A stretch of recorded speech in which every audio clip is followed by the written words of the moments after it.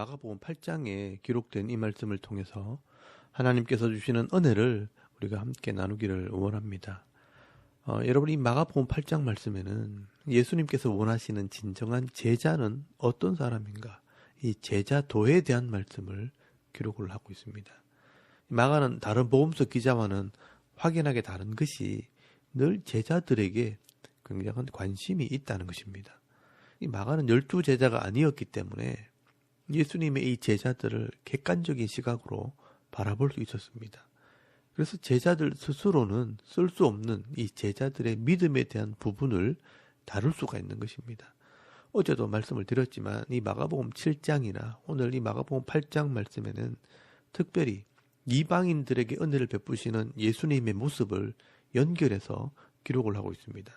이 마가복음 7장 말씀에 나오는 수로보니게 여인에게 행한 일이나 이 동쪽 갈릴리 데가볼리 지방에서의 사역은 다 이방인들을 위한 예수님의 사역입니다. 마가는 이렇게 이방인들에게 행하시는 사역을 통해 진정한 제자는 어떤 사람인가 하는 것을 드러내고 있는 것입니다. 마치 구약의 엘리야 시대 시돈에 있는 사르밧 과부에게 은혜를 베푸시고 또 엘리사 시대에 아람 사람 나만에게 은혜를 베풀었던 것처럼 예수님께서도 이스라엘 사람들보다 이방인들에게 은혜를 베풀게 되는 것입니다. 이 당시 이스라엘 백성들이나 이 지도자들은 표적을 구하고 있었고 또 제자들조차도 서기관이나 바리새인들처럼 권력이나 지위를 가지려고 예수님을 따라다녔다는 것입니다. 마가는 그런 그들의 형식적인 신앙을 정확하게 파악을 하고 있었습니다. 그래서 예수님께서 의도적으로 이방인들에게 긍휼을 베푸시고 은혜를 베푸신다는 것을 말씀을 하고 있는 것입니다. 여러분, 오늘 마가복음 8장 1절 말씀부터 나오는 칠병이어의 기적도 이방인들에게 베푼 은혜입니다. 여러분, 1절 말씀에 보시면 그 무렵에 또 큰 무리가 있어 먹을 것이 없는지라 예수께서 제자들을 불러 이르시되 내가 무리를 불쌍히 여기노라. 그들이 나와 함께 있은지 이미 사흘이 지났으나 먹을 것이 없도다라고 말씀을 합니다. 여러분, 마가복음 7장 31절 말씀에 보시면 데가볼리를 지나 갈릴리 호수에 왔다면 여기는 갈릴리 동쪽에 있는 언덕으로 이방인들이 사는 지역입니다. 지난번에 이 마태복음에서도 말씀을 드렸지만 오병이어의 기적과 이 칠병이어의 기적은 그 대상자가 서로 다릅니다. 오병이어는 유대인들이고요. 칠병이어는 이방인들입니다. 그래서 오병이어 때는 제자들이 저녁 때가 되었을 때 사람들에게 먹을 것을 주자고 제안을 했다면 오늘 본문을 잘 보시면 예수님께서 직접 이 사람들을 불쌍히 여기시고 먹을 것을 주자라고 말씀을 합니다. 여기 자세히 보시면 이 이방인들은 예수님의 말씀을 들으려고 3일 동안이나 먹지 못했다라고 말씀을 합니다. 여러분, 3일 동안이면 이 구약 전체의 말씀을 다 다룰 수 있는 시간입니다. 이렇게 하나님의 말씀을 사모하고 열심히 듣는 이 모습은 이스라엘 백성들 중에서는 없었던 일입니다. 여러분, 이 믿음은 들음에서 나고 이 들음은 그리스도의 말씀으로 말미암는다라고 말씀을 합니다. 그만큼 이 이방인들이요 하나님의 은혜와 말씀을 사모한다는 것입니다. 그래서 예수님께서는 이들을 귀하게 여기시고 불쌍히 여기시는데 이 3절 말씀에 보시면 그냥 가다가는 기진하리라 멀리서 온 사람도 있다라고 말씀하시면서 안타까워하십니다. 그런데 제자들은요 그렇지 않습니다. 이 제자들은 예수님께서 이방인들을 불쌍히 여기시면서 음식을 주라고 말씀하셨을 때 불평을 쏟아냅니다. 여러분 4절 말씀에 보시면 제자들이 대답하되 이 광야 어디서 떡을 얻어 이 사람들로 배부르게 할 수 있으리까 라고 말할 뿐 아무도 움직이지 않습니다.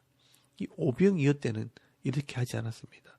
사람들이 배가 고픕니다. 동네로 가서 사 먹게 합시다. 그랬던 제자들입니다. 그런데 이방인들에게는 3일을 굶었는데도 신경도 쓰지 않는 것입니다.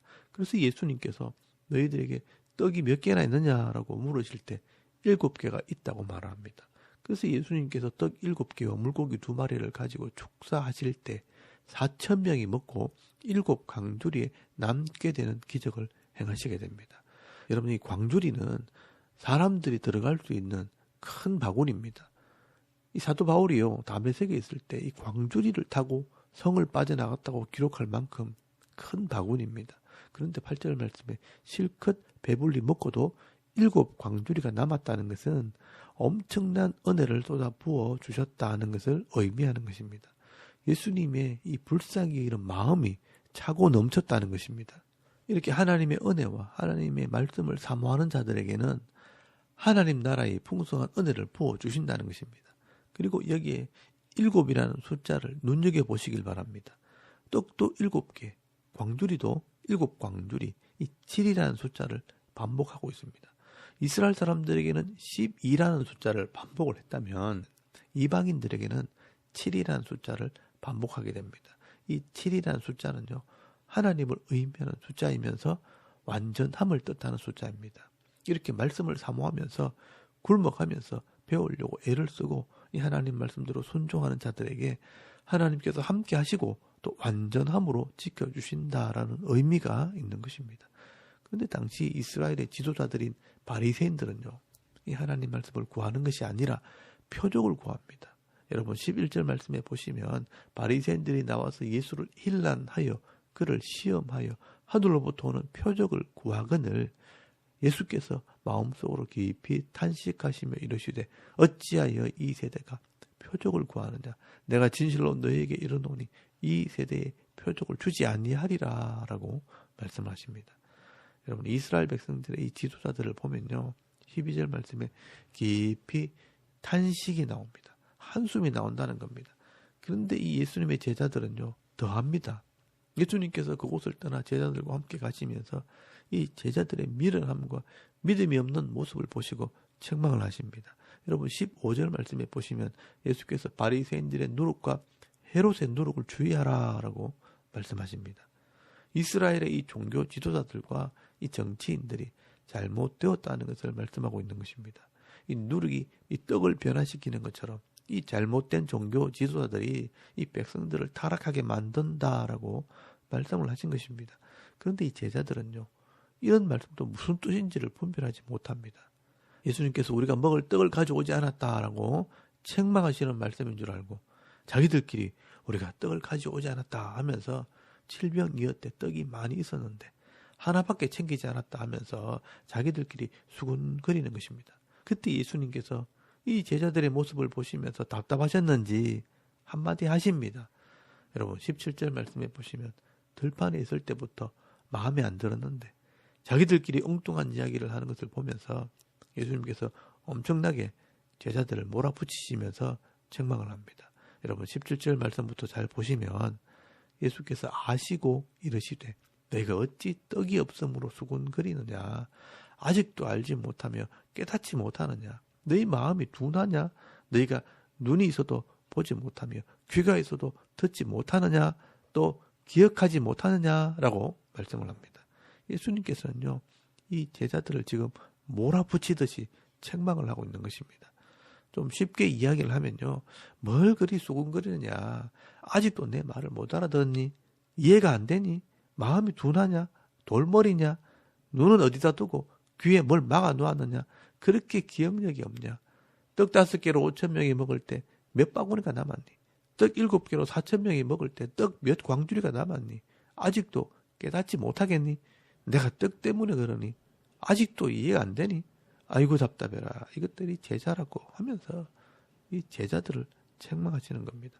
여러분 21절 말씀에 아직도 깨닫지 못하느냐, 아직도 이해가 안 되니 하면서 이 마가가 볼 때는요, 이 제자들이 예수님 말씀을 전혀 알아듣지 못한 것처럼 기록을 하고 있습니다. 그리고 이런 제자들의 상태를요, 적나라하게 보여주기 위해 특별히 한 사건을 기록을 하게 됩니다. 여러분 이 사건이 바로 한 맹인을 고치는 사건입니다. 여러분 이 사건은 마가복음에만 기록이 되어 있습니다. 이 마가가 의도적으로 이 사건을 기록을 했다는 것입니다.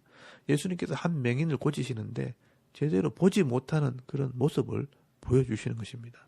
여러분 22절 말씀에 보시면 예수님께서 맹인을 고치시는데 눈에 침을 뱉으시고 안수하시면서 무엇이 보이느냐라고 물으십니다.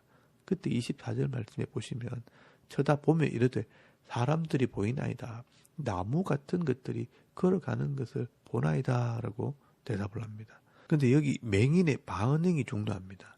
예수님께서 안수하셨을 때 제대로 보이지 않습니다. 뭐가 보이기는 하는데 나무 같은 것들이 걸어 다니는 것 같습니다. 라고 말을 합니다. 이 사람이 나무같이 보인다는 것입니다. 뭘 보기는 보는데 제대로 보이지 않는다는 겁니다. 사실 이 마가가 볼 때 이런 모습이 바로 제자들의 영적인 상태라는 것입니다. 예수님을 따라다니는 제자들이요, 제대로 보지도 못하고 희미한 상태에서 따라다닌다는 것입니다. 여러분, 이 모습은 예수님께서 능력이 없어서 이 맹인을 제대로 고치지 못한 것이 아닙니다. 예수님께서는요, 의도적으로 이렇게 하셨다는 것입니다. 지금 제자들의 상태가 이렇다는 것을 예수님께서 일부러 보여주시는 사건이라는 겁니다. 당시 제자들이 예수님 말씀을 잘 알아듣지 못하니 이렇게 희미한 상태라는 것입니다. 희미하게 보는 자는 제자가 될 수 없는 것입니다. 그래서 예수님께서 두 번째 안수하실 때 모든 것을 밝히 보나이다 라고 말을 합니다. 예수님께서는 이렇게 밝히 보이게 하시는 분이라는 겁니다. 이렇게 밝히 볼 수 있는 자들이 제자가 될 수 있다라고 말씀하는 것입니다. 어떻게 보면 이 사건이 어제 에바다와 같은 것입니다. 제자가 되려면 밝히 듣고 바른 신앙 고백을 하는 자가 되어야 하듯이 하나님 말씀을 밝히 보고 깨닫는 자가 되어야 바른 신앙인이 될 수 있다고 말씀하는 것입니다. 그리고 27절 말씀에 또 한 사건을 기록을 하는데 이 제자들의 신앙 고백 사건입니다. 이 마가는 제자들이요, 입으로는 신앙 고백을 하지만 마음으로는 예수님을 알지 못했다는 것을 증거하고 있습니다. 여러분, 여기 잘 보시면 27절 말씀에 가이사라 빌립보에 들어가셨을 때 예수님께서 제자들에게 물으십니다. 사람들이 나를 누구라고 하느냐라고 질문하십니다.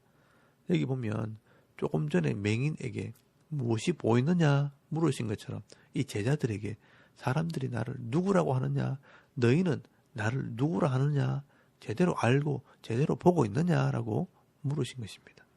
이때 제자들이 말을 합니다. 세례 요한이라고도 하고 더러는 엘리야, 더러는 선지자 중에 하나이다 라고 대답을 합니다. 그때 예수님께서 제자들에게 또 묻습니다. 너희는 나를 누구라 하느냐, 나를 누구로 믿느냐라고 질문합니다. 이때 베드로가 신앙 고백을 합니다. 29절 말씀에 주는 그리스도시니다, 예수님은 기름 부음 받은 자, 구원자, 메시아십니다 라고 고백을 한 것입니다. 그때 예수님께서 31절 말씀에 진짜 구원자, 이 메시아의 사역을 말씀하십니다. 인자가 많은 고난을 받고 장로들과 대제사장과 서기관에게 버림받아 죽임을 당하고 사흘 만에 살아나야 할 것을 비로소 그들에게 가르치시되 드러내놓고 이 말씀을 하시니라고 말씀을 합니다. 내가 십자가를 지고 죄를 대속할 때 진짜 메시아가 되는 것이라고 비로소 말씀하신 것입니다. 그런데 이 베드로가 이 말을 듣고 예수님 말씀을 이해하지를 못합니다. 자기 입으로 예수님이 메시아이고 구원자가 되시는 분이라고 말해놓고 예수님께서 그 구원자가 되시기 위해 고난을 받고 십자가에 죽어야 한다고 말할 때 그렇게 하면 안 된다고 항변을 했다라고 말씀을 합니다. 여러분, 여기 항변이라고 번역을 했지만 사실 이 항변이란 말은 질책하다, 책망하다라는 말입니다. 이 베드로가요, 예수님을 책망을 한 것입니다. 그래서 예수님께서 베드로에게 아주 강하게 항변하십니다.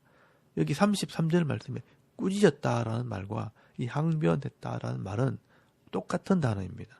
이 베드로가 예수님을 꾸짖으니까 예수님께서도 이 베드로를 꾸짖으시면서 네가 하는 행동은 제자가 아니라 사탄이라고 꾸짖으십니다. 여러분, 33절 말씀에 예수께서 돌이키사 제자들을 보시며 베드로를 꾸짖어 이르시되 사탄아, 내 뒤로 물러가라. 네가 하나님의 일을 생각하지 아니하고 도리어 사람의 일을 생각하는도다 라고 말씀을 합니다. 지금 이 제자들은요, 입으로는 예수님을 메시아라고 고백을 하지만 마음으로는 인간적인 생각으로 예수님을 따라다니는 것입니다. 아직 제자들은요, 죄의 모습과 인간적인 욕심과 옛사람의 모습을 그대로 가지고 있는 것입니다. 그래서 예수님께서 진짜 예수님의 제자가 되려면 어떻게 해야 되는가? 이 제자도를 말씀하시는 것입니다. 여러분, 34절 말씀에 보시면 무리와 제자들을 다 불러놓고 이르시되 누구든지 나를 따라오려거든 제자가 되려면 자기를 부인하고 자기 십자가를 지고 나를 따를 것이니라 라고 말씀하십니다. 여러분, 이게 바로 제자다라고 말씀하는 것입니다. 여기에 자기를 부인한다는 말은요, 내 것이 아니라고 포기한다라는 뜻입니다. 내 자신이 내 것이 아니라는 것을 인정하고 십자가를 지라는 의미는 죽으라는 것입니다. 예수님께서 십자가에 죽으심으로 죄를 없애버리는 것처럼 이 제자들이 죽어서 옛 모습이 사라져야 한다는 것을 말씀하는 것입니다. 여러분, 이건 결코 쉬운 일이 아닙니다. 나는 그대로 있으면서 내 죄의 모습은 그대로 있으면서 내게 주신 직분, 내게 주신 사명 감당하겠다. 이 어려운 문제를 내가 이겨내겠다. 여러분, 이게 십자가가 아닙니다. 나의 생명과 내가 가진 모든 것이 내 것이 아닌 것을 인정하고 내가 죽어야 진짜 제자가 될 수 있는 것이라고 말씀하시는 것입니다. 그래서 여러분 36절 말씀에 누구든지 자기 목숨을 구원하고자 하면 잃을 것이요 누구든지 나와 복음을 위하여 자기 목숨을 잃으면 구원하리라 라고 말씀하십니다. 여러분, 여기 목숨을 죄의 모습이라고 생각하시면 됩니다. 내 속에 이 죄의 모습이 죽으면 내 영혼은 거룩하게 되고 살아나게 되는 것입니다. 그런데 내 속에 죄가 살게 되면 나는 그 죄 때문에 내 영혼이 죽게 되는 것입니다. 그러므로 예수님의 십자가와 함께 내 죄가 죽고 내 영혼이 살게 될 때 그 삶의 모습은 이 예전의 죄의 모습으로 살면 안 되는 것입니다. 전혀 다른 나와 이 복음을 위한 삶이 되어야 하는 것입니다. 그래서 여러분 38절 말씀에 누구든지 이 엄난하고 죄 많은 세대에서 나와 내 말을 부끄러워하면 인자도 아버지 영광으로 거룩한 천사들과 함께 올 때에 그 사람을 부끄러워하리라 라고 말씀하는 것입니다. 여러분, 이런 삶, 이 죄와 욕심의 삶이 아니라 하나님 말씀을 깨닫고 거룩한 자의 모습으로 살아가야 제자가 되고 성도가 될 수 있는 것입니다. 그래야 마지막 때 부끄러움을 당하지 않게 된다는 것입니다. 여러분, 제자들은 말로만 내가 예수님을 믿습니다. 예수님이 나의 주님이십니다. 나는 예수님을 사랑합니다. 그래 놓고 예수님이 십자가에 죽으시면 안 됩니다. 내가 한 자리 해야 되는데, 내가 부자가 되어야 되는데, 내가 이 땅에서 유명한 사람이 되어야 되는데 라고 생각을 한다면 그 사람은 이미 제자가 아니라는 것입니다. 근데 여러분, 사실은 이게 우리의 모습일 수 있습니다. 내 성격, 내 욕심, 내 고집, 내 지식, 내 경험, 내 자랑거리 하나도 내려놓지 않고 내가 제자다, 내가 성도다, 내가 직분자다 라고 말한다면요, 그건 아니라는 것입니다. 오늘 저와 여러분이요, 이 십자가와 부활을 믿고 진정한 예수님의 제자가 되고 성도가 되었다면 이 죄의 모습은 죽어지고 예수님과 예수님의 말씀을 순종하는 이 거룩한 백성으로 거듭나야 합니다. 그게 제자이고 그게 진짜 성도입니다. 마가는 오늘 이 마가복음 8장 말씀을 통해서 예수님께서 원하시는 제자가 어떤 것인가 분명하게 기록을 하고 있습니다. 오늘도 이 말씀을 통해 자신을 돌아보시고요, 내 욕심과 이 죄의 모습으로 사는 것이 아니라 이 고난을 받으면서도 이 말씀대로 순종하는 삶, 거룩한 삶을 살아가는 그런 성도가 되시길 바랍니다. 그렇게 할 때 마지막 때 네가 내 사랑하는 아들이고 내 기뻐하는 자라는 칭찬을 듣게 되는 것입니다. 오늘 저와 여러분은 예수님의 제자처럼 듣기는 들어도 깨닫지 못하고 보기는 보아도 희미하게 보는 그런 사람이 아니라 하나님의 말씀을 분명히 보고 밝히 깨달아서 하나님의 말씀대로 순종함으로 거룩하고 아름다운 삶, 성숙한 그리스도인의 삶을 살아가는 저와 여러분의 이런 영적인 삶의 모습이 되실 수 있기를 주의 이름으로 축원합니다. 아멘. 우리 잠깐 기도드리겠습니다. 오늘도 이 말씀을 생각하며 기도하겠습니다. 죄와 욕심은 십자가에 못 박고 말씀으로 거듭난 자의 삶을 살게 하옵소서. 나라와 민족을 위해 섬기는 교회와 가정과 자녀들의 믿음을 위해서 또 개인의 기도 제목을 따라 기도하고 오늘 하루 삶을 또 시작할 수 있길 바랍니다. 다 같이 우리 하나님께 한번 기도드리겠습니다. 살아계신 하나님, 오늘을 참 감사합니다. 오늘도 이 아침 우리 하나님을 먼저 예배하게 하시고